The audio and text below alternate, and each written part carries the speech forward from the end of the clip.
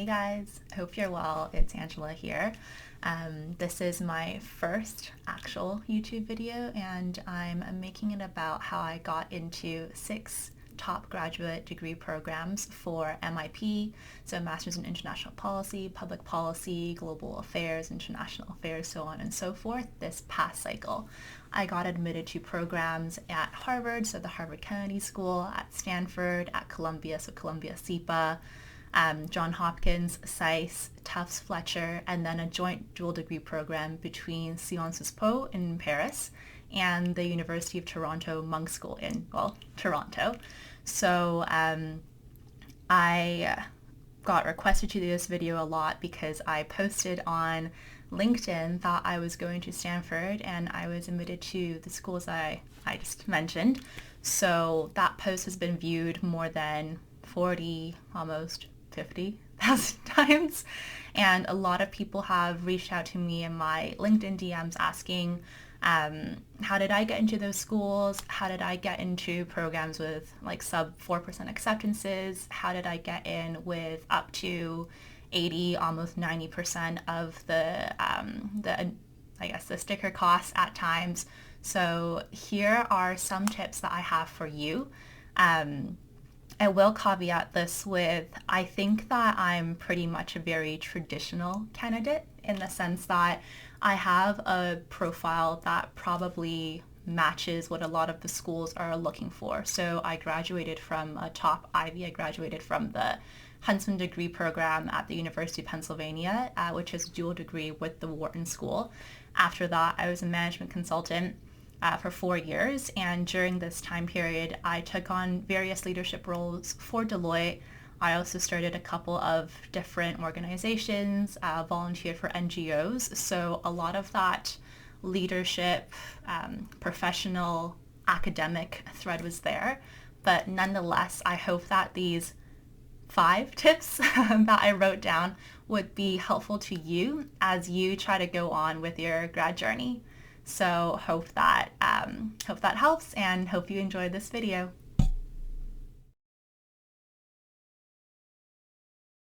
All right, so into the tips. The number 1 tip I wrote down was do your research. I think it seems very, typical for someone to say that, but I truly think that doing tons and tons of research about each of the programs I wanted to apply to helped me in 2 ways.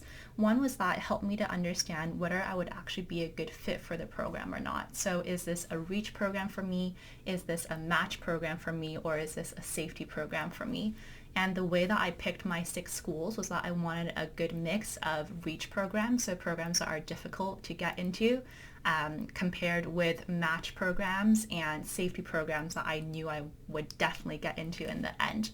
The second reason why I think that doing your research is so important is because when you get to the graduate level, or what I realized, is that there's actually a lot of different nuances between the programs. So let's take the Stanford program that I am matriculating into versus the other program I was really heavily considering, which was the MPP at Harvard Kennedy School.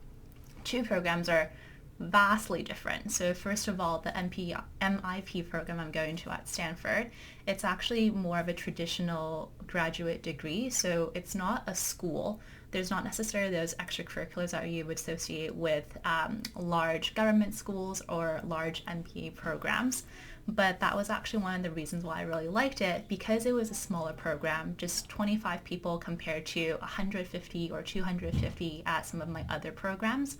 I knew that selecting Stanford would help me to have a more well-rounded academic experience where I can go and hopefully get to know my peers and the professors a lot better. So these are things that I wouldn't have known if I did not do my research very carefully about what was being offered, both in terms of academics at the school, so what are the various concentrations that I wanted to study, but also in terms of the more overarching student life and extracurricular selection. Okay, on to tip number 2. The second tip I have for you has to do with your personal statement. And I think what helped my personal statement to stand out was that I focused not just on what I want to do or what I think I can bring to the table, but I made sure that I crafted a very, I guess, thought out and easy to follow narrative. So I focused on my past, my present, and my future. My past, I talked about how essentially my worldview was formed and why it's critical for me to continue doing that throughout my career. My present, I illustrated the work that I was doing as a management consultant, specifically focusing in the public sector and working a lot in public sector innovation. So how does my present work sphere relate back to my past worldview and how those two are interconnected? And then I made sure to say essentially why I need to go to the graduate program right now and why specifically that program to set me up better for the future. So I think that instead of talking a lot about like what the school can offer or me as a very static point in time, the way that I constructed my personal statement was offering a narrative of who I was when I was younger, who I am now in this particular role, and who I want to become through the help of the school, the system, the alumni, the network, so on and so forth. And by painting this very holistic view of me as a person, not just like a snapshot in time, I think helped me to potentially connect better with the AdCom person that was reading my personal statement. And hopefully that helped them to see me in a more well-rounded light. And I think that's potentially one of the reasons why I had a lot of success this particular cycle. And I know this was a very like surface level explanation, but I want to keep this particular video short. If you think that it would be helpful for me to go a little bit more in depth into what specifically I talked about in my personal statement or how I thought about crafting it, definitely do let me know in the comments below, and I'll be happy to put out a video on that too. Okay, so now on to tip 3, which is recommendations. So instead of just asking actually taking a step back, there are 2 things I did for recommendations. Number 1 is identifying people that would give the admissions committee a very well-rounded view of who I am.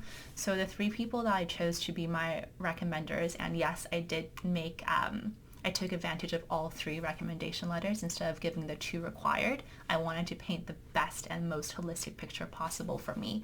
But the 3 recommenders I had, one was my thesis advisor from undergrad. We had a really great relationship. I also did a lot of research work for him on the side, both in his role as a professor at Penn, but also in his role in some foreign affairs organizations outside, like globally. So I knew there was a great relationship there, and I knew that he would hopefully say some very complimentary things about me. My 2 other recommenders were from work. One of them was a very senior partner at work.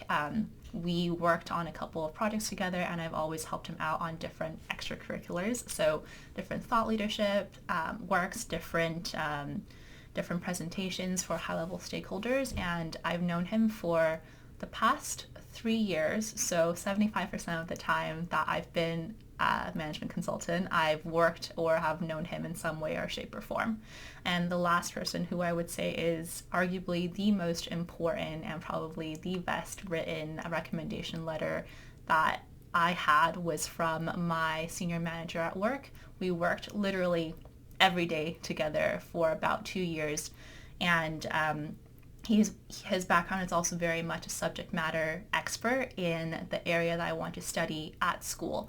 And because I knew I had a really great relationship with him, he's also one of my personal mentors, I knew that what he would say would be A, very truthful, but B, also very complimentary to me as a potential academic in the field.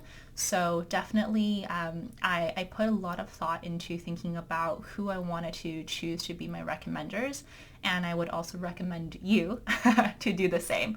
So when you're picking your recommenders, you want to do it in a way that balances things out. Ideally, if I was involved in like more volunteering that had direct leaders, I might have gone to someone like that, because that gives a really good picture of how I really love to give back to the community as well. But because a lot of the community work I do is actually on my own, so I'm a founder or I directly mentor people, I didn't have that choice. But nonetheless, picking and choosing a holistic and well-rounded group of mentors that can talk to you as a holistic individual. So for example, my professor focused a lot on my academic abilities and how I excelled at Penn. My 2 work recommenders focused on me as a leader in the workplace and also me as a very competent consultant. By presenting a very well-rounded view of who I am, I think that helped the admissions committee to see that I'm not just a worker or just an academic, but really a combination of the two who would excel within the program. And yes, and the other thing I would say about recommendations is that I didn't just ask outright for recommendations. I didn't just tell them like, hey, I'm applying to X programs. Would you just write a recommendation for me? I actually went a step beyond that, and I prepared these little dossiers for them that talk to, these are the questions that admissions committees typically ask, and these are the qualities that they typically would like to see. So these are some examples from my life, or our life together, as in our work occurrences together, or our study time or academic time together, that really illustrate my ability to communicate, or my ability to lead, or my ability to think critically. And by preparing these little examples for them, I think it probably made it easier for them to talk about me in a positive light. And truthfully, when you are applying to grad school, you're essentially trying to sell yourself, right? But your recommenders are really busy people, and the easier you make it for them to put you in a positive light, I think the better it will be for you, or the more positive the recommendation letter is actually going to turn out. So if I were to summarize all of that in 2 very simple things, one is carefully pick and choose your recommenders, and 2 is definitely prepare your recommenders well. Give them little dossiers, give them examples so they know exactly what they could be talking about in their letters.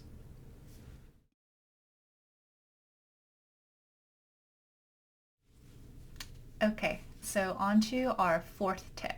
The 4th tip I have for you has to do with owning your narrative and also making sure there's a strong narrative throughout your entire application. So I alluded to this pretty heavily throughout tip 2, which was about personal statements, but essentially your narrative is your story, or at least a story that you want to be painting for your admissions commission reader. And when you're developing the story, you want to think about what's true to your experiences, present it in a way that's very authentically you, but also present it in a way that would give you the maximum chance pretty much of getting into school. And for me, I think one thing that I did very well throughout my application was that I made sure that the narrative that I have about my life, who I was, what I do now, who I want to be, how I want to help out in the future, how I want to innovate for the public sector in the future, it didn't stop at my personal statement, but it actually was woven through the rest of my application as well. So outside of your personal statement, you actually have a couple more chances to make your voice heard, for a lack of a better way to put it, throughout your application. And I would say the most important ones are definitely the short essays that you will have to write for the majority of the programs that you're applying to, and also your resume. Starting with the short essays, I would say like every short essay you're given a prompt.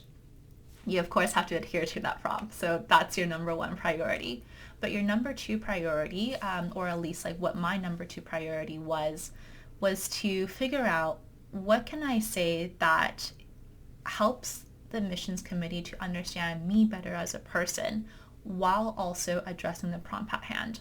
So a lot of the times, because my personal statement focused a lot on my career trajectory and my career goals and how that aligns with my personal values, I chose to focus my short essays more so on what I was doing outside. So me founding Instructive to help students who break into difficult to break in careers. And then also the work that I was doing for Young Diplomats of Canada. So making sure that young Canadians essentially have a voice on the world stage.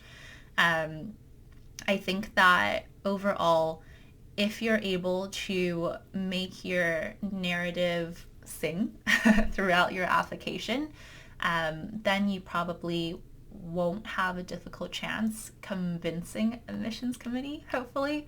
If anyone actually sits on adcoms and is watching this video, please do let me know. I am very much theorizing because I don't know, but I will say at work, I actually lead recruitment efforts for my team on top of just being a senior consultant too. And when I'm reading resumes and I'm reading cover letters, the people that I often pass on to the second round are definitely those who can convince me and my colleagues of the story that they have. So why did you want to go into consulting? Why are you a good consultant? What will you get out of consulting? And I very much took that similar mindset to recruiting to actually school admissions. So I think having that experience in my back pocket, seeing it from the other side of the table, really helped me to flip it around and understand what I had to deliver to be admitted in the end. Okay, so tip 5, my last tip for you for now, is definitely you've got to plan ahead.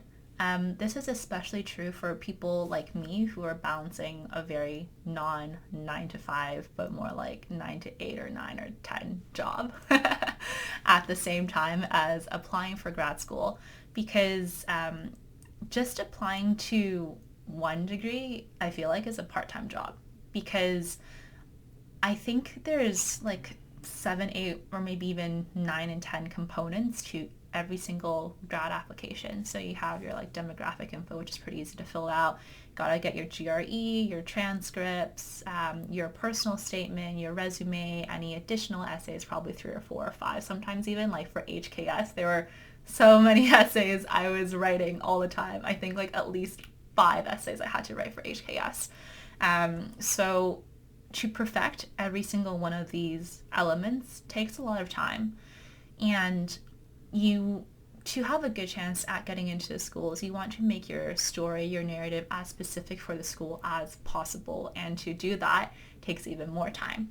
So planning ahead and understanding what your internal personal deadlines are really important.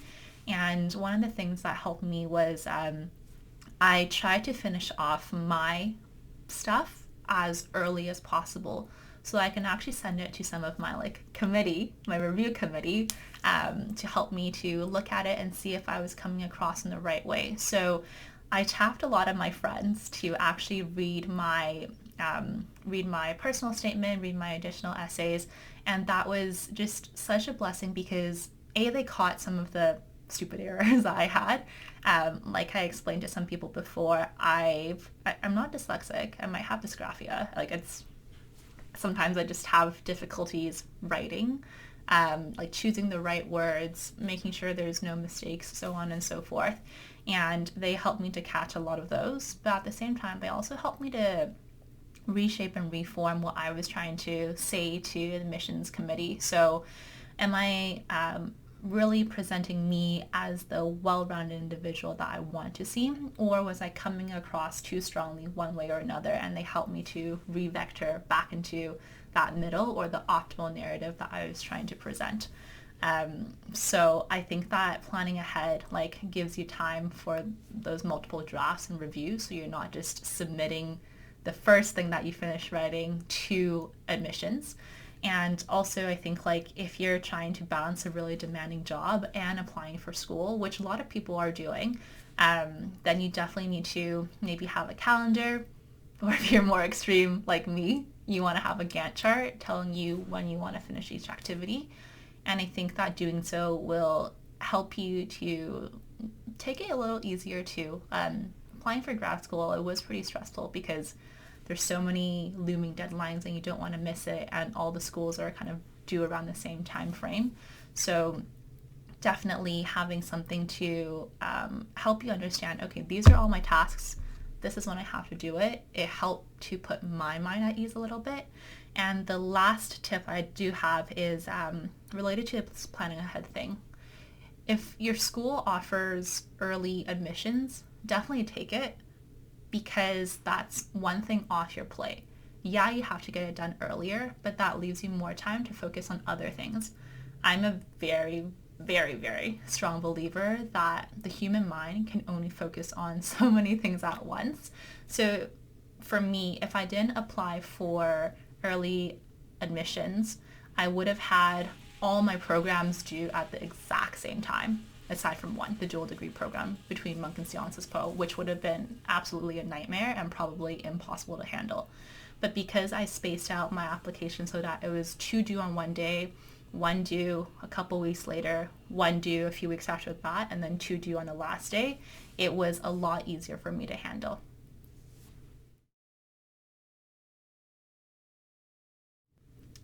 All right, so with that, those are most of my tips for how I think I succeeded at gaining admissions to Stanford, to Harvard, Columbia, Johns Hopkins, and a couple more this cycle. I've never applied before to grad school, so I'm not really sure how other cycles are, but from what I've heard, I think this cycle was the most competitive in a very long time. So hopefully if these tips worked for me in a very competitive cycle, it'll also work for you in next year or the year after that cycle, which is hopefully a little less competitive. And like I said throughout the video, if there's a portion that you think I can elaborate on and that would help you out, definitely do let me know in the comments and I'll try to make a video on that, but no promises. And also, if you want to be notified for that, definitely do subscribe below. Thanks again, and I hope you enjoyed this video.